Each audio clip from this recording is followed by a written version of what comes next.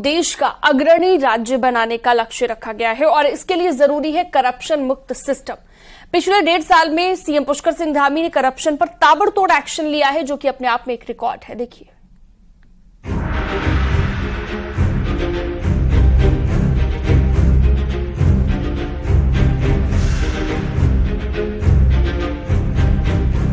उत्तराखंड में करप्शन एक बड़ा मुद्दा रहा है। पिछले 1.5 साल से उत्तराखंड में करप्शन पर जो एक्शन हुआ, इससे पहले वो कभी देखने को नहीं मिला। उत्तराखंड में किसी आईएएस और आईएफएस को जेल जाते हुए पहली बार देखा गया। नकल घोटाले में एक साथ 61 लोगों को सलाखों के पीछे भेजा गया, तो नकल मारकर पास हुए पुलिस के 20 दरोगाओं का भी एक साथ सस्पेंशन भी पहली बार नजर आया। सीएम धामी का कहना है कि देवभूमि के लोग पारदर्शी शासन व्यवस्था चाहते हैं। यहाँ भ्रष्टाचार और भ्रष्टाचारियों की कोई जगह नहीं। 1.5 साल में लिए गए एक्शन। आय से अधिक मामले में IAS Ramvilas Yadav suspend. IFS JS सुहाग किशन चंद्र भी हुए सस्पेंड। किशन चंद्र को बाद में जेल भेज दिया गया। सिंचाई विभाग के एग्जीक्यूटिव इंजीनियर पर एक्शन। डीके सिंह, सुरेश पाल को किया गया सस्पेंड। पिटकुल के महाप्रबंधक प्रवीण टंडन सस्पेंड। उद्यान विभाग के डायरेक्टर हरमिंदर बवेजा सस्पेंड। अपर निदेशक उद्यान आरके सिंह भी सस्पेंड। अब रजिस्ट्रार रामदत्त मिश्रा को भी सस्पेंड किया गया।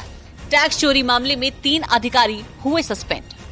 सहायक आयुक्त कुलदीप सिंह, आयुक्त यशपाल सिंह सस्पेंड।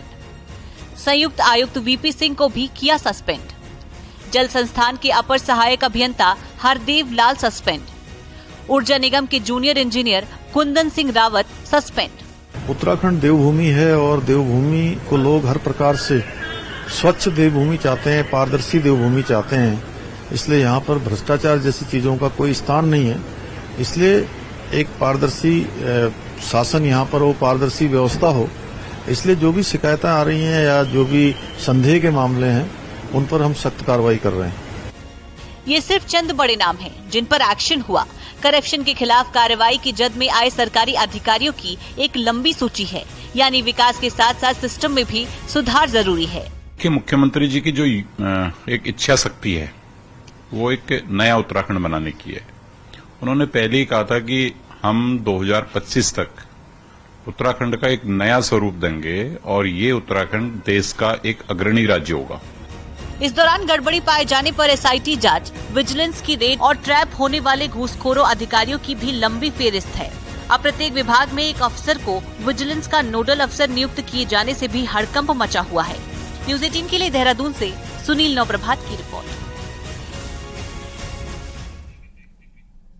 उत्तराखंड के युवाओं का टेक्निकली स्किल बेहतर बनाने के लिए, रोजगार से जोड़ने के लिए प्रदेश सरकार और टाटा ग्रुप के बीच करार हुआ है, जिसमें प्रदेश के युवाओं को लाभ कैसे मिले, इसे लेकर चर्चा की गई है। साथ ही प्रदेश की आईटीआई कॉलेजों की दयनीय स्थिति भी इससे सुधरेगी।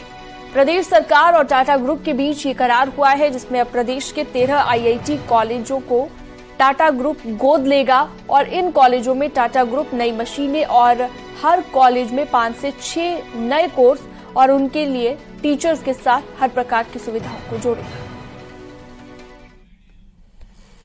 और हमने 13 आईटीआई का अनुबंध हमने टाटा के साथ किया है, जिसमें कि हमारे तो कोर्सेज चलेंगे ही चलेंगे, लेकिन टाटा उसमें फ्रेश नए 5 से 6 कोर्सेज ऐड करेगी जो लेटेस्ट टेक्नोलॉजी के साथ होंगी।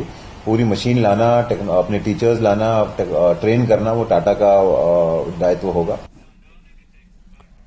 और अब एक नजर पहाड़ की 10 बड़ी खबरों पर।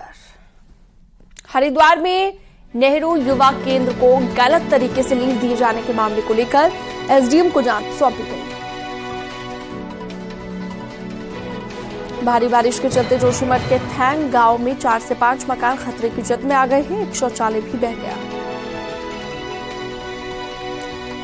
जोशीमठ में बारिश के बाद एक बड़ा पत्थर नीचे की ओर आ गया। सिंधार वार्ड में दरारों ने भूस्खलन का रूप ले लिया। उत्तरकाशी के कल्याणी हरेती के पास यमुनोत्री हाईवे काफी देर तक बंद रहा। पीडब्ल्यूडी ने बड़ी मुश्किल के बाद इसे खोला। टिहरी के धनौल्टी के मरोड़ा गांव में बारिश के बाद एक घर की दीवार टूट गई। हादसे में 2 बच्चों की मौत।